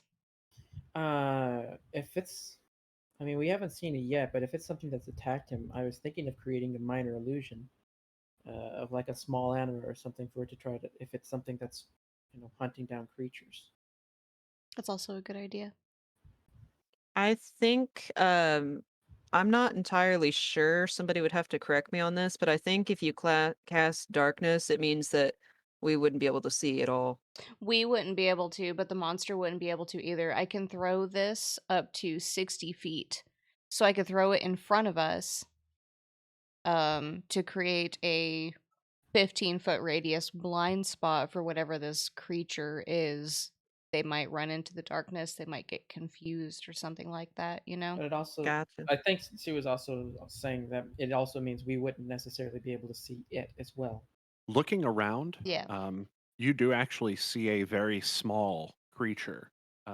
It's really small. Probably about the size of your two hands. But it seems to be laying there motionless. Yolanthe kind of looks the Duragar over and says, "All right, buddy, hold still," and she casts Cure Wounds. His wounds on the side of his head mend. He squirms under your grip and he says, Did I kill it? Did I kill it? She kind of looks down the road at the thing. She's like, "What, the iguana?" No, no, more! Let me go!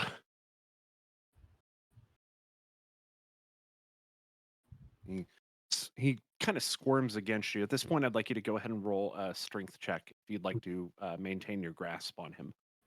Yeah, I mean, once his wounds mend, and if he's not wanting to stick around, I'm not gonna really bother much with keeping him. Okay, you kind of let him go, which he's not expecting. See, rolled a 10 on that, so um, he sort of stumbles, lands face first into the dirt, picks himself up, and continues hauling ass down the road. Um, you think maybe he disappeared into the forest. You're not quite sure, um, but as that tends to, or as that starts to die down, your gaze shifts back down the road into this very tiny dot of a thing that has stopped moving. Can I do like a nature check to see if I can kind of recognize it? Sure.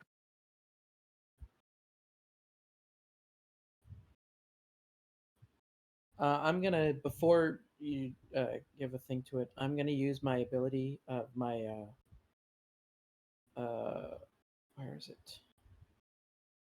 Of my bend luck skill. Okay. So let me take 2.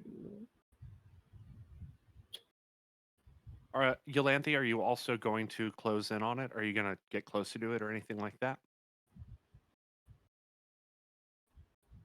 Oh, not when you ask it like that. I'd say Yeah, it's yeah, I'll go Alright. ahead and move a little closer. okay. I'd say it's And about then 100 feet away. Otherwise, I'm you gonna be can't even real make it out slow, from the. like I'm not charging at it with spear drawn or anything. I'm just kind of approaching Right. carefully. You're being cautious. so Gotcha. so I'm adding a 4 to her roll. Okay. Adding a 4 to her roll, making her roll a 16. Um, that to pick up in the chat, but okay.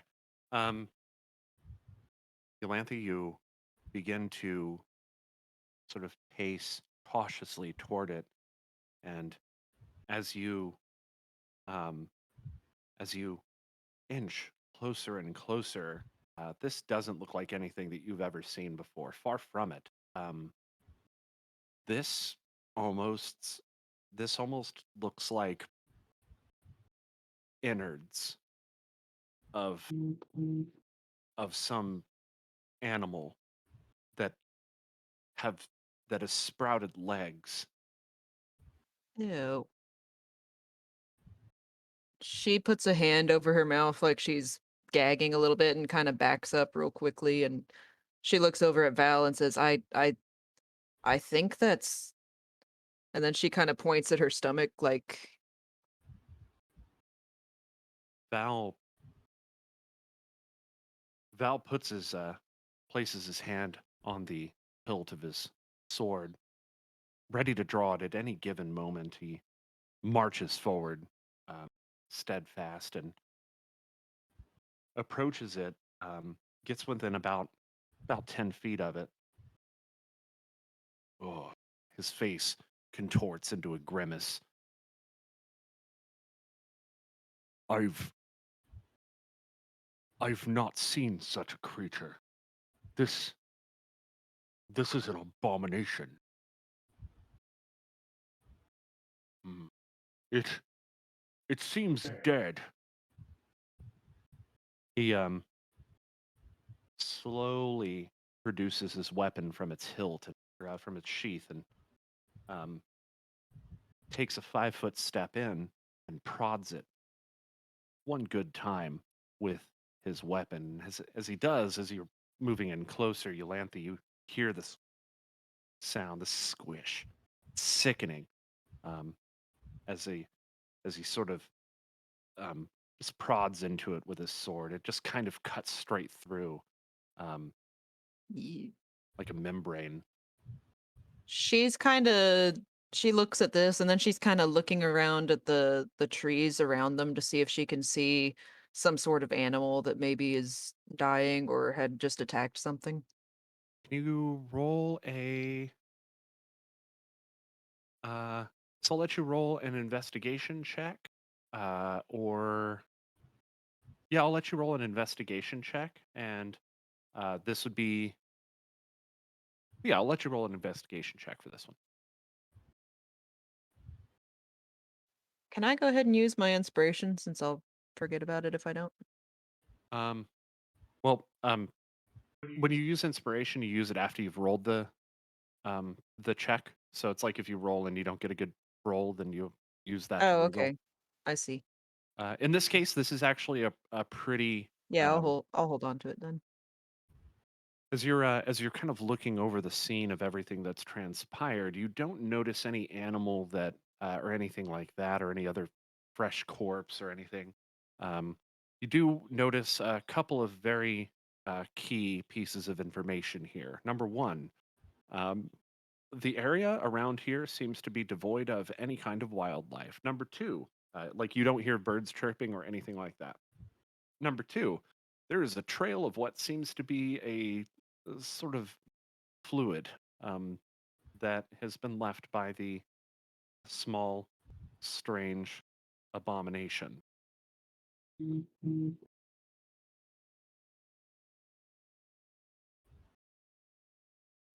Okay, she processes this information and doesn't like it. She turns to Val and she kind of, in a low voice, says, "Something's really not right. We need to get out of here." Hmm. At this point, Tess is going to approach the body and she's going to take a good hard look at it. It's a brain. It's a brain with legs. Oh, gross. Yeah, it's a brain with legs. But the fluid is coming From the from brain. the brain. Tess is going to examine it closely.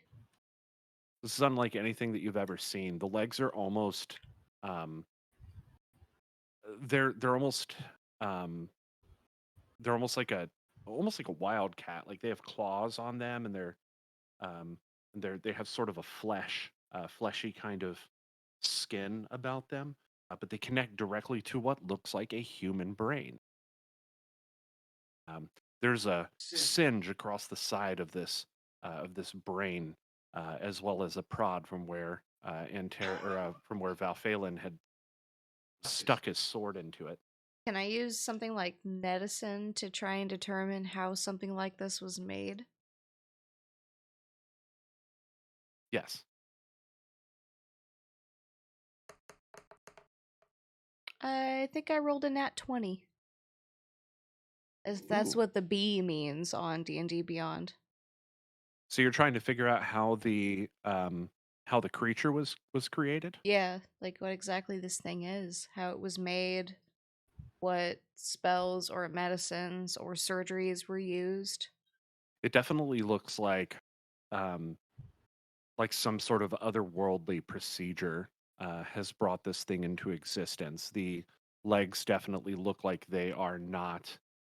It definitely looks like it's not something that's naturally occurring, and may have been.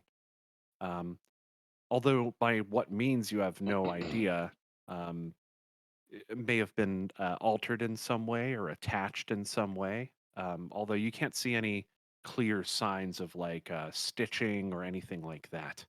And Um, that guy that ran past us was a duergar, right?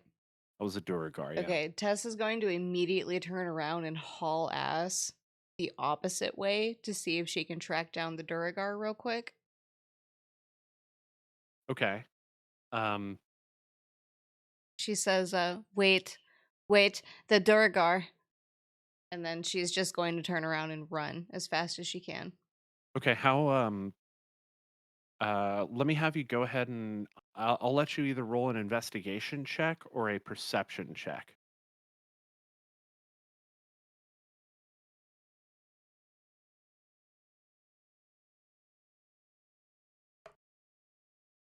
$17. 17. As you're running down the road, you actually don't get too terribly far from the wagons. They're just maybe 200, 300 yards from the wagons. Like they're still well within sight. But they're or let's say 100 to 200 yards. They're in the trees as you kind of come to a stop, and as you notice sort of the path is a little undisturbed before you. You notice the duergar hiding nearby in the trees, panting, trying to catch his breath. Tess, also kind of catching her breath, is going to hold her hands up and say, "Wait, Tess has some questions for you." As you approach, not only is this duergar like trying to catch his breath, but he's got tears like streaming down his face, like he's been crying, and he's just like having a really hard time processing what happened to him. And he's like sitting on a rock, or sitting behind this tree, kind of on a rock, and he's rocking back and forth, and he's like, "My friend."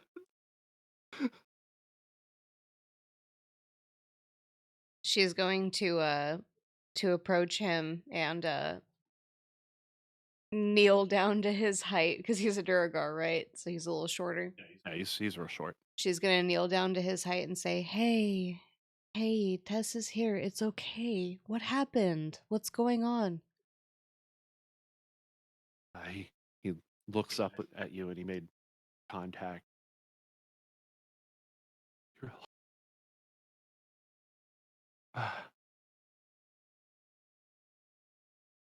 Uh, we we we we performed a ritual. We opened a portal, but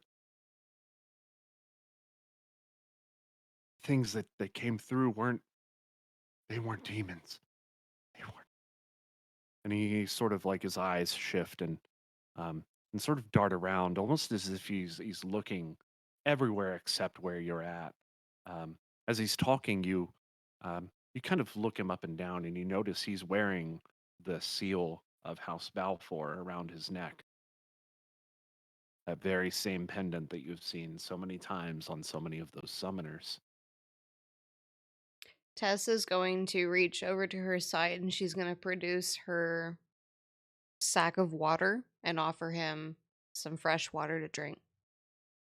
He At first it seems like he doesn't even notice the sack of water, but or the water skin. He immediately takes it, and takes a drink. After a few seconds, catching his breath, he says, "Oh, he actually removes the pendant. He notices you looking at it, and he drops it on the ground, and he says, 'I'll have nothing more to do with this. No, I can't.'" He throws his staff on the ground. Tess is going to pick up both the medallion and the staff and say, "Here, would you like a safe place to stay just for now?"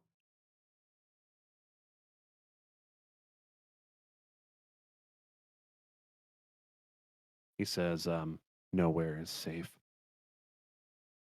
Okay, how about you come back with Tess and we can help you. We promise. We are the No. heroes of Bunavar. No, I don't want to go back to the cave. I'm To the I'm cave. going that way. And he points down the road towards Staskar. Where is this cave? Can you show it here to me on my map?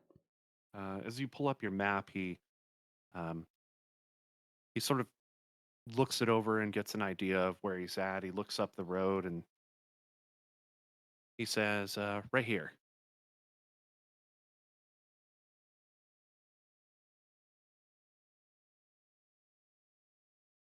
And who Probably a little bit closer than, a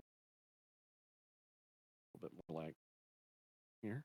Yeah, who it's pretty close. who were you with when this portal in the cave was opened? Other of my kind. Is there a leader, a name, anything we can go on? He What was the point of opening this portal? he sort of raises his hands. Can you roll? I do have Ring of Truth Telling as well, Okay. which gives advantage on insight checks to determine if someone's like lying, but that's more so if someone's like lying or trying to cover Yeah, Their roll a trolls. persuasion check, please. Okay.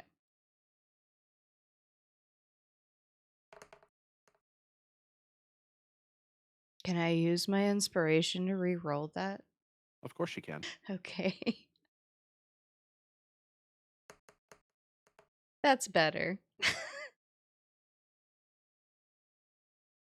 Tess reaches out and she says, "Please, you can help us. I can help you." Uh, as long as you don't tell anyone. He kind of starts, his eyes shift, and he seems uncomfortable with the entire thing, but he says, the man who gave us these instructions was just called D. D? D.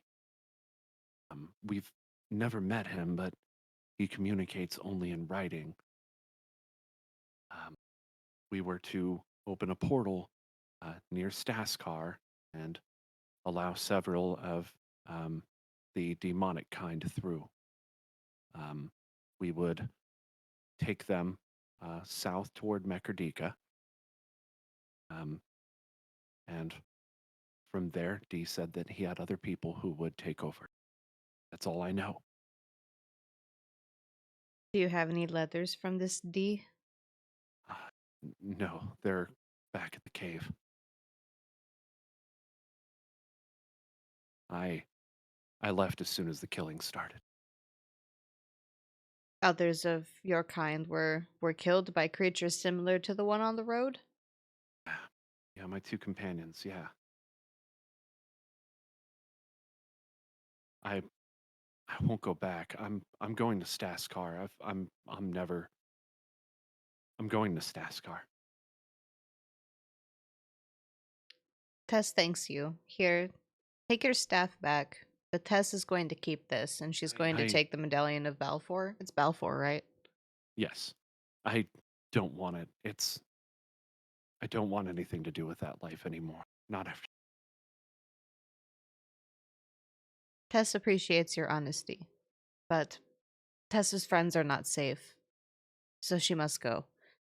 She's going to stand up and take both the staff and the medallion with her. Okay.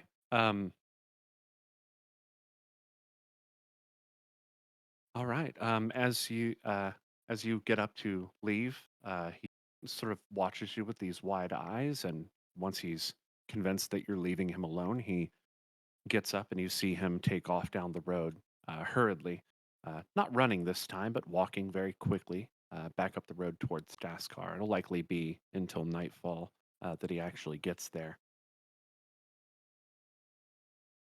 Um, Equally, you guys have been traveling for a few hours now. All of this is very strange.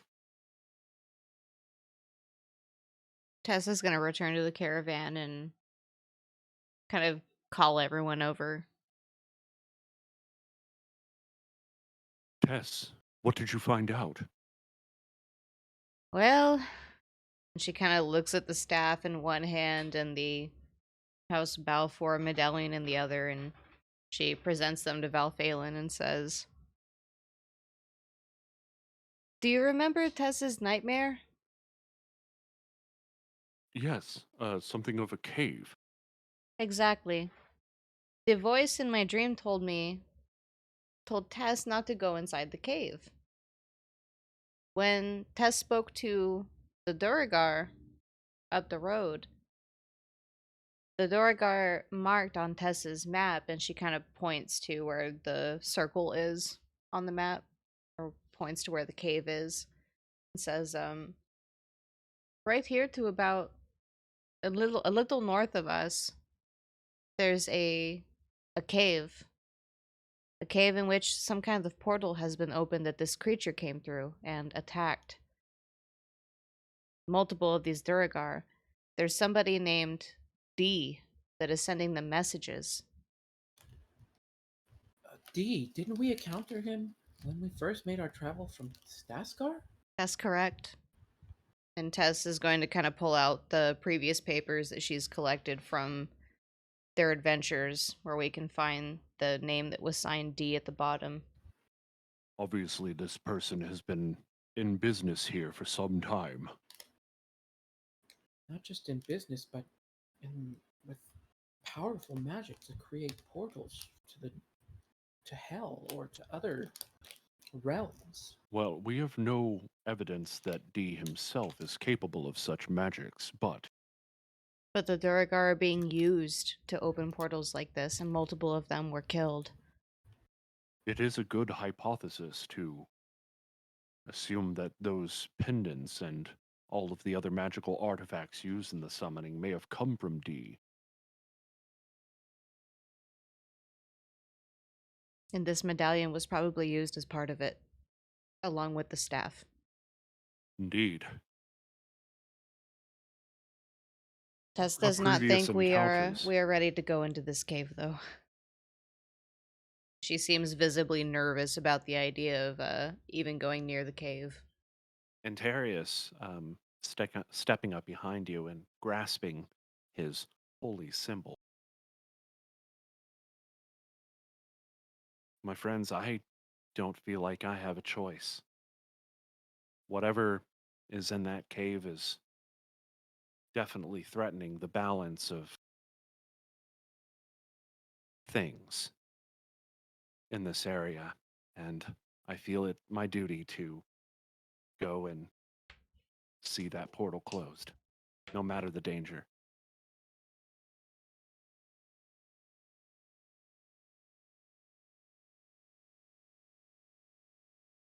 Belphalin sighs.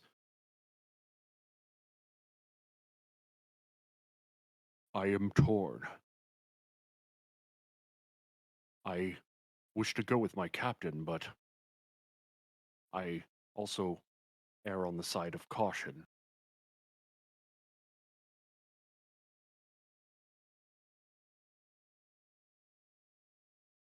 What say you, lot?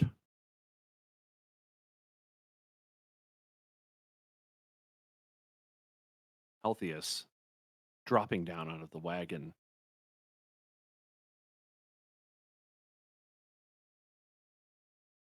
Sure. Well, I'm always ready for a fight.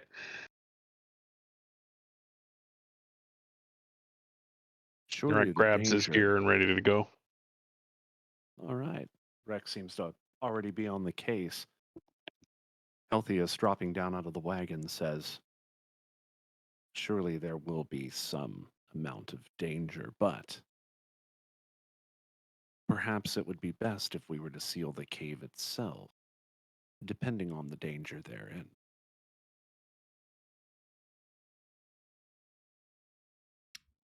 Tess just refuses to go into the cave, but maybe we can find a way to seal it.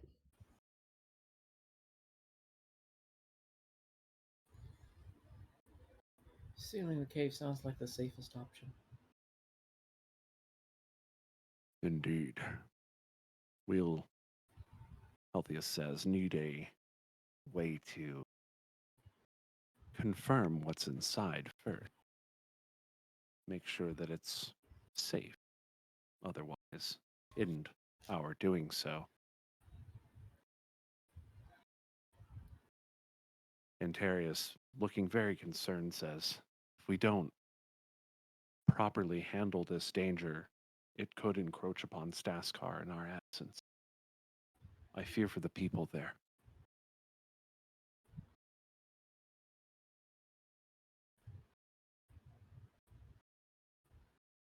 Then I will once again accompany you. All